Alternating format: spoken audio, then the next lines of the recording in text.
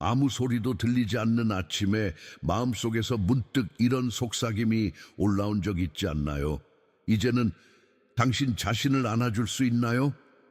수십 년 동안 우리는 누군가의 딸로, 엄마로, 아내로, 직장 동료로 살아왔죠. 늘 누군가를 위해 손을 내밀고 등 뒤로 자신을 밀어두며 말이에요. 그러다 어느 날 문득 고요함이 찾아옵니다. 그 침묵은 외로움이 아니라 삶이 우리에게 건네는 아주 부드러운 질문일지도 몰라요. 더 이상 증명하지 않아도 되는 나이, 더 이상 기다리는 사람도, 우리를 재촉하는 사람도 없는 시간, 그때 삶은 속삭입니다. 이제 당신 자신을 바라봐도 돼요. 이건 단순한 나이의 문제가 아니에요.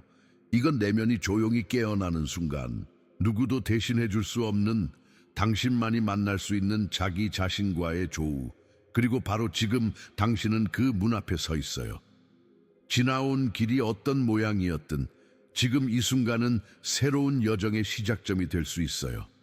나를 위한 시간이 마침내 시작될 준비가 된 거죠. 이전 장면에서처럼 자신을 다시 만나기 시작한 그 순간 이후 삶은 또 다른 진실을 조용히 드러냅니다. 지금까지는 누군가의 기대에 부응하기 위해 살아왔지만 이제는 그런 무대에서 천천히 걸어 나올 수 있어요. 더 이상 완벽한 역할을 연기하지 않아도 됩니다. 당신이 엄마든 아내든 누군가의 돌봄을 도맡아왔든 이제 그 자리에서 내려와도 괜찮아요. 삶이 요구하는 게 달라졌거든요. 이제는 잘 해내는 것보다 진짜로 있는 것이 중요해졌습니다. 잠깐 눈을 감고 숨을 쉬어보세요. 그 안에 어떤 공간이 느껴지시나요? 사실 그 공간이야말로 지금의 당신이 다시 숨 쉴 수 있는 진짜 이유입니다. 아무에게도 보여줄 필요 없는 당신만의 속도, 호흡, 존재, 바쁘게 살았던 시간들 속에서 우리는 스스로에게 자주 물어보지 못했습니다.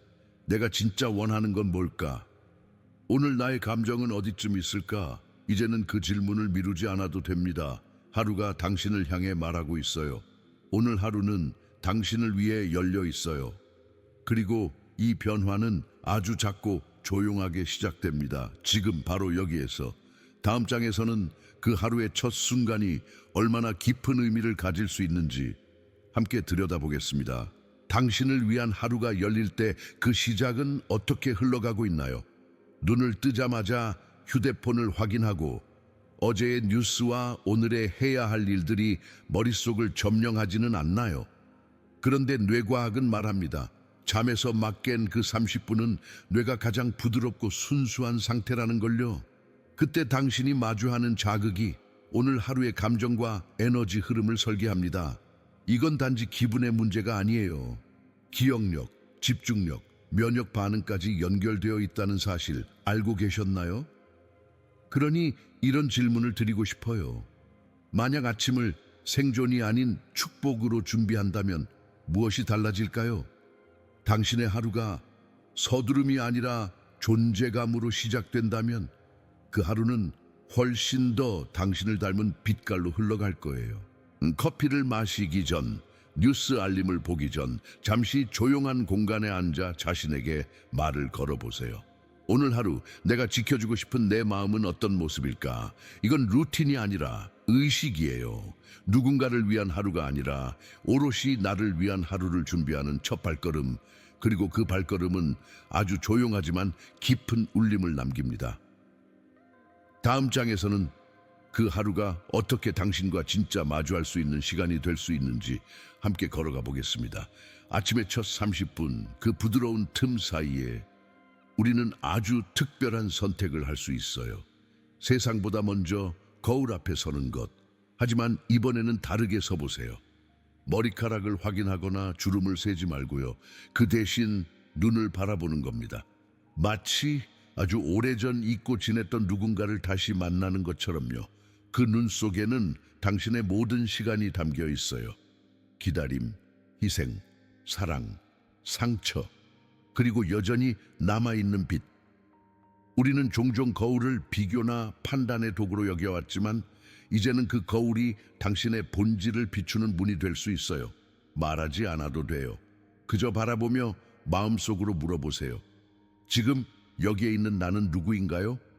과거에 했던 역할도 잃어버린 시간도 중요하지 않아요. 지금 이 순간 있는 그대로의 당신이 가장 진실한 모습이에요. 신경과학에서도 이 시간이 특별하다고 말합니다. 바로 이때 뇌의 기본 모드 네트워크가 가장 열려 있거든요. 자신에 대해 어떤 이야기를 하느냐에 따라 그날 하루의 방향이 결정돼요. 그러니 이 조용한 만남은 단순한 습관이 아니라 깊은 자기 선언이에요. 거울은 이제 감추는 곳이 아니라 회복이 시작되는 자리입니다. 그리고 매일 아침 이 짧은 의식이 반복될수록 당신의 내면은 조금씩 조용하지만 분명하게 깨어나기 시작할 거예요. 다음 장에서는 세상이 당신을 덜 보게 될수록 당신 자신을 더 선명하게 볼 수 있다는 진실에 대해 이야기해 볼게요. 어느 순간부터 세상이 당신을 조금 덜 바라보는 듯한 느낌, 그 조용한 변화 느껴보신 적 있나요? 예전에는 사람들이 당신의 말에 더 귀를 기울였고 당신의 존재가 더 또렷이 느껴졌는데 이제는 조금씩 배경으로 밀려난 듯한 감각. 이건 많은 여성들이 60대 이후에 조용히 마주하는 현실이에요. 하지만 여기엔 아무도 말해주지 않았던 선물이 숨어 있어요. 바로 그 보이지 않음 속에서 당신은 비로소 진짜 자신을 더 깊이 바라볼 수 있게 됩니다. 더 이상 타인의 시선에 맞추지 않아도 되고 평가나 기대 없이 스스로를 느낄 수 있죠. 이건 단절이 아니라 자유예요. 속도를 늦추고 외부의 소음을 걷어내는 순간 당신의 본질은 더욱 맑고 단단하게 드러납니다.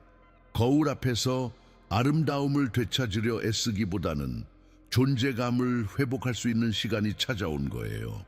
주름 속에도 고요함 속에도 이제는 누구에게 보이기 위한 내가 아니라 내가 나를 만나는 자리가 생긴 거죠. 이 내면의 자각은 다음 관계에서도 전혀 새로운 에너지로 이어집니다. 다음 장에서는 몸과 마음이 다시 연결되는 움직임의 기억을 함께 꺼내보려 해요. 당신이 스스로를 다시 바라보기 시작할 때 몸도 조용히 반응합니다. 거울 앞에 고요한 시선이 끝난 다음 그 다음 순서는 무엇일까요? 움직임이에요.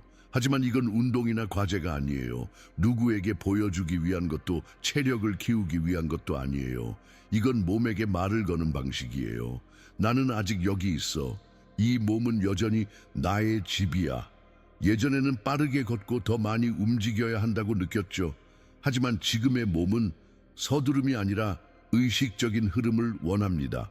팔을 천천히 들어 올리고 숨을 따라 내려놓는 그 순간, 그건 단순한 스트레칭이 아니라 기억을 깨우는 움직임이에요. 과학도 이를 뒷받침해요. 움직임은 해마 히포참푸스를 자극해 기억과 감정을 정리하고 신경계의 균형을 잡아줍니다. 특히 65세 이후 몸은 기계가 아닌 정원처럼 다뤄져야 해요. 무리한 훈련이 아니라 부드럽고 섬세한 손길이 필요하죠. 한 할머니는 매일 아침 마당을 천천히 돌며 팔을 펼칩니다. 햇살을 마시듯 숨을 들이쉬고 바람을 따라 내쉬며 말합니다. 나는 아직 살아있어. 그건 생존이 아니라 존재의 선언이에요. 움직임을 통해 우리는 몸과 다시 연결되고 몸이 풀릴 때 마음도 함께 부드러워집니다. 다음 장에서는 그 몸이 부드러워질수록 감정 또한 어떻게 가벼워지는지를 깊이 나눠 보겠습니다. 몸이 부드러워질수록 묵혀있던 감정들이 하나둘 떠오르기 시작해요. 어떤 날은 이유 없이 눈물이 맺히고 어떤 날은 오래전 이야기들이 가슴 한쪽에서 조용히 두드리죠. 그건 잘못된 게 아니에요. 그건 마음이 드디어 말할 준비가 되었다는 신호예요. 많은 여성들이 이렇게 말합니다. 난 괜찮아. 견딜 수 있어. 하지만 괜찮음은 때로 말하지 못한 감정 위에 덮어놓은 커튼일 뿐이에요. 감정은 흘러가지 않으면 몸에 쌓입니다. 그건 어깨의 뻐근함, 가슴의 답답함, 얼굴의 무표정으로 드러나기도 하죠. 그러니 아침마다 단 5분이라도 자신에게 솔직한 시간을 주세요. 펜을 들고 종이 앞에 앉아서 써보는 거예요. 예쁘게 쓰지 않아도 돼요. 그저 진실하게. 지금 내가 가장 느끼는 감정은 무엇일까? 무엇을 피하고 싶지? 무엇이 자꾸 돌아와 나를 괴롭히지? 이건 자기 연민이 아니라 감정 정리입니다. 뇌과학에서도 감정을 말로 표현하면 편도체의 반응이 줄고 감정이 더 이상 나를 지배하지 못하게 된다고 하죠. 실제로 한 여성이 남편을 잃고 1년간 단 한 번도 울지 않았어요. 그러다 설거지를 하다 갑자기 무너졌죠. 그 후 매일 아침 감정 노트를 쓰며 살아가기 시작했어요. 내 마음에 공간이 생겼어요. 그녀는 이렇게 말했죠. 감정을 억누르지 말고 만나주세요. 그럴 때 마음은 다시 관계를 향해 열릴 수 있어요. 다음 장에서는 이 감정의 투명함이 어떻게 깊은 관계의 문을 열게 되는지 함께 나누겠습니다. 마음을 솔직하게 마주하기 시작하면 관계에서도 작은 변화들이 일어납니다. 예전엔 말하지 않던 것들을 말하고 그저 웃으며 넘기던 순간에서 한 박자 멈추게 되죠. 왜냐하면 이제는 알게 되었거든요. 진짜 연결은 완벽함이 아니라 진심에서 시작된다는 것을 우리는 오랫동안 괜찮은 척을 해왔어요. 자녀 앞에서는 강한 엄마였고 배우자 앞에서는 침착한 파트너였으며 친구들 앞에서는 늘 다정하고 따뜻한 사람이었죠. 하지만 그런 역할 속에서 내가 정말로 느끼는 감정들은 자주 묻혀버렸습니다. 그러다 보니 관계는 이어져 있어도 어딘가 모르게 멀게 느껴졌죠. 말은 오가지만 마음은 닿지 않는 거리, 익숙함 속의 거리감. 그 거리를 좁히는 방법은 단 하나예요. 내 안의 진짜 감정을 나부터 인식하는 것. 요즘 마음이 자꾸 무거워요. 어제 그 말에 사실 조금 서운했어요. 이렇게 말하는 순간 관계는 갑자기 따뜻해집니다. 상대는 당신의 상처가 아니라 진심을 느끼게 되니까요. 한 여성이 이런 고백을 했어요. 오랫동안 서먹했던 언니에게 처음으로 편지를 썼다고요. 우리가 되지 못했던 사이가 그리웠어. 그 문장 하나로 수십 년의 벽이 조금씩 무너졌답니다. 감정은 연결의 시작이에요. 감춘다고 지워지지 않아요. 오히려 정직하게 꺼낼 때 우리는 비로소 서로를 진짜로 만날 수 있어요. 다음 장에서는 그런 연결이 외로움 대신 어떤 따뜻한 의도를 만들어낼 수 있는지 함께 들여다볼게요. 진심에서 시작된 관계는 꼭 거창할 필요 없어요.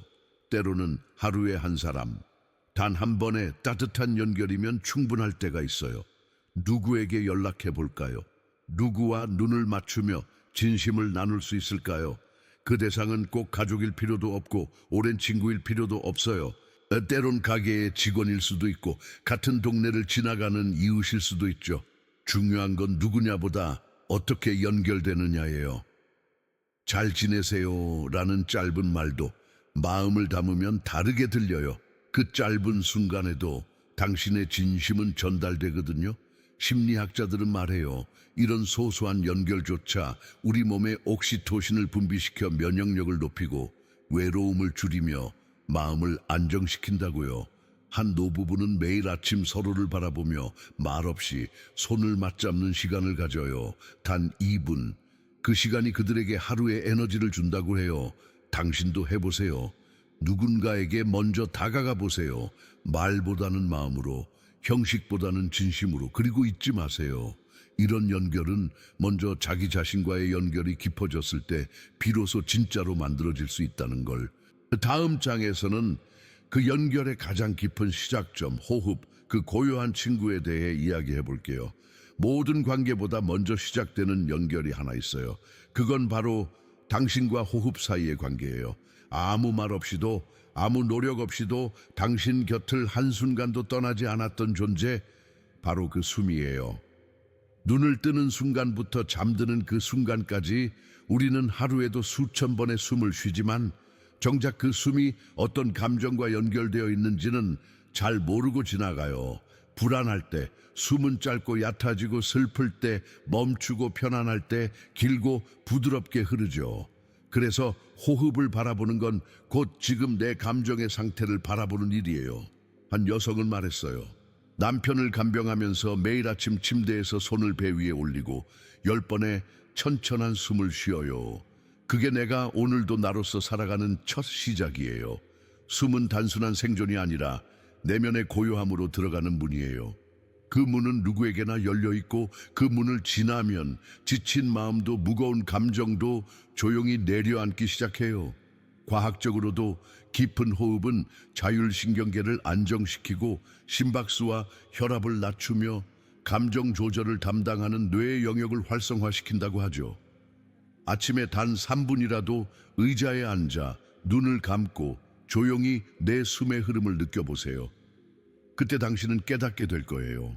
나는 나를 돌볼 수 있는 힘이 이미 내 안에 있었다는 것을. 다음 장에서는 그 숨을 따라 무엇을 놓아줄 준비가 되었는지 함께 마주해 볼게요. 숨을 깊이 들이쉬고 천천히 내쉴 때 우리 안에는 어떤 무게가 함께 빠져나가고 있을까요? 그 무게는 이름 없이 쌓여온 기억일 수 있어요. 한 번도 말하지 못한 후회, 아직도 끝나지 않은 감정, 또는 더 이상 나에게 맞지 않는 오래된 역할들. 65세 이후의 삶은 그 무게들을 조용히 내려놓는 연습을 허락해 줍니다. 이제는 더 이상 쥐고 있을 필요가 없는 것들을 하나씩 놓아도 괜찮은 시간이죠. 아침에 눈을 뜨고 조용한 자리에 앉아 이렇게 물어보세요. 나는 지금 무엇을 계속 붙잡고 있나요? 이건 정말 여전히 나에게 필요한가요? 이건 마음의 단식이에요. 몸이 음식을 쉬며 회복하듯 마음도 비움을 통해 맑아집니다. 한 여성은 말했어요. 나는 남편의 외도로 헤어진 뒤 20년 동안 그 상처 속에 갇혀 있었어요. 그 사람이 아니라 그때의 내가 나를 붙잡고 있었던 거더라고요. 그녀는 어느 날 말없이 낙엽을 하나씩 주워 그 위에 단어를 적고 바람에 흘려보냈어요. 죄책감, 비교, 두려움, 그리고 속삭였죠. 이제 너 없이도 괜찮아. 그 순간 그녀는 무언가를 잃은 것이 아니라 오히려 다시 살 수 있는 공간을 얻은 거예요. 놓는다는 건 포기가 아니라 선택이에요. 나를 위한, 지금을 위한 가벼움을 향한 선택. 다음 장에서는 그 선택이 관계를 어떻게 새롭게 열어주는지 이야기 나눠볼게요. 놓아주는 연습을 하다 보면 비로소 사람을 있는 그대로 다시 바라보는 시선이 생깁니다. 그동안 우리는 종종 관계 안에서 상대를 과거의 기억으로만 대하곤 했죠. 10년 전의 상처, 5년 전의 실망, 그 오래된 인상을 여전히 붙잡은 채, 하지만 매일 아침 자신을 새롭게 바라보기 시작하면 상대도 조금은 다르게 보이기 시작합니다. 그 사람 역시 변해왔다는 사실, 그리고 나도 더 이상 그때의 내가 아니라는 것. 한 남성은 말했습니다. 동생과의 재산 다툼 이후 오랫동안 말을 끊고 살았어요. 그런데 어느 날 그때의 분노가 아니라 형으로서의 나를 놓지 못했던 걸 깨달았죠. 그는 그날 편지를 써서 불에 태우고 조용히 동생에게 전화를 걸었습니다. 용서를 구하지 않았고 설명하지도 않았지만 그 대화는 서로의 벽을 허물기 시작했어요. 이처럼 우리가 과거의 기억이 아니라 지금의 사람을 바라보기 시작할 때 관계는 다시 살아납니다. 매일 조금씩 비우는 마음 위에 조금 더 부드러운 대화가, 조금 더 따뜻한 시선이 자랍니다. 다음 장에서는 그 관계를 더욱 부드럽게 이어주는 마지막 연결고리, 바로 숨과 함께하는 사랑의 공간에 대해 나눠볼게요. 어쩌면 지금 당신은 조용히 느끼고 있을지도 몰라요. 나는 정말 많이 안고 있었구나. 그 감정, 그 기억, 그 역할들. 하지만 이제 당신은 알게 되었죠. 놓을 수 있다는 걸. 그리고 그 자리에 새로운 나를 초대할 수 있다는 걸. 매일 아침 손을 가슴 위에 올리고 숨을 들이쉬며 이렇게 말해보세요. 나는 다시 시작할 수 있어. 이건 단순한 위로가 아니에요. 당신이 지금 이 순간에 존재한다는 선언이에요. 우리는 평생 누군가를 위해 달려왔습니다. 아이들을 위해, 가족을 위해, 공동체를 위해. 그 시간들은 참으로 귀하고 소중했어요. 하지만 이제는 그 애정의 일부를 나 자신에게 돌릴 시간이에요. 삶의 마지막 30년은 속도가 아니라 깊이로 채워져야 합니다. 세상을 향해 나아가기보다 내 안으로 조용히 새우며들며 진짜 나를 만나가는 시간, 그리고 놀랍게도 그 고요한 중심에 서 있는 당신의 존재는 주변 사람들에게도 따뜻한 파장을 줍니다. 말하지 않아도, 설명하지 않아도 느껴지는 진짜 살아있는 기운, 그건 주름이나 나이가 아니라 내면의 고요함에서 우러나는 존재감이에요. 오늘도 내일도 당신은 그 존재로서 충분합니다. 그리고 그 자체로 삶은 여전히 아름답게 피어나고 있어요.